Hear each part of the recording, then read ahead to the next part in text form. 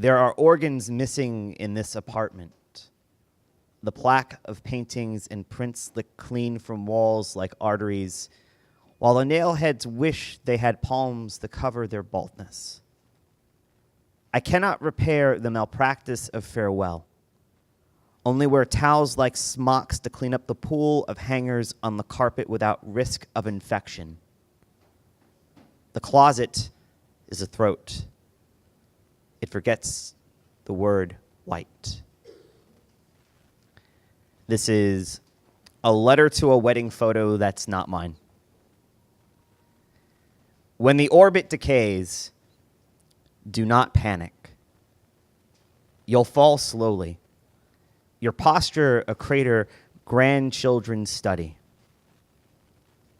May you never need to throw your memories out an airlock. Watch as they turn blue. So the first time I ever heard my fiance's voice, we were talking about favorite words, and this is where this particular poem came from. It's called I Should Be a Polar Bear. The first time I heard your voice was when you pronounced melancholia. If you were 16, I would question the intactness of your forearms, whether your wrists related more to the Smiths or the Cure. I would leave an anthology in your locker describing your eyes as the reason to avoid oblivion. Apologize for the handwriting, the black 5-star notebook body. You outgrew our hourglass. Time at the least for you has ceased. Never thought your size would surpass. The last fight was an ugly beast. The shattered hourglass spills sand. My mind was fraught and racked with guilt. The broken shards have cut my hands. You gave me scars with pain you built. As I lie down at night to weep, voices dance with rage in my head. Behind me your words always creep. My friendship with you I now shed. I wait for that telephone to ring, the one that's created by you. To others, stubbornness you bring. All by yourself you have to be. Upon this sand and glass, your feet must so much ache, bleed, and blister. Recall that your words were not sweet, because I deemed you my sister. It's just like you to misconstrue when I wanted to be honest. You betrayed me, I betrayed you. Pray your conscience lets you rest. Till dust and bone, you're on your own. But I do miss you, my dear friend.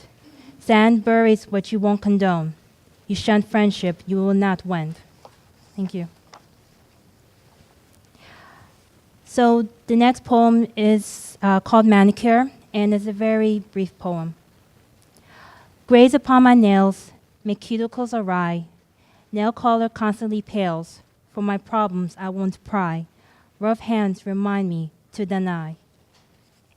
Vengeance is mine, saith the Lord. Does he keep his list, like me, on a dog-eared paper inside his wallet? Old names scrawled in pencil, now smeared. Yet I remember each one as if I wrote them yesterday, which in some cases I did. Where are you now, David Friedman? You measured your grades against mine for 6 years at PS 197. Said we'd check in 30 years to compare our piles of money. You never showed. Are you in jail, Douglas Novick? Terror of my Brooklyn neighborhood, knocker of books out of hands. I've worked out 3 times a week for 40 years. I bet I can take you now. Sam Hearn, who stole my high school girlfriend. I hope you still live together out of spite, dreading your 42nd anniversary. My bosses who downsized me. I heard you were all fired by new corporate sharks that ate the company. You out there who cut me off yesterday, tremble before my verses.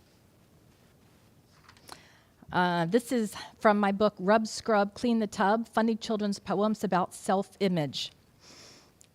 because, kids tend to see things a little distorted, and that includes the view of themselves. This one is called The Toilet Mistake. I flushed a banana down the john, the fruit and all its peel. My mother broke into a run for the plunger with a squeal. She plunged the toilet up and down, splashing water everywhere. She plunged one red sock, a toothbrush, and a handful of black hair. She plunged some string, a small toy boat, an eggshell, and bandana. She found all kinds of fun things, but sadly, no banana.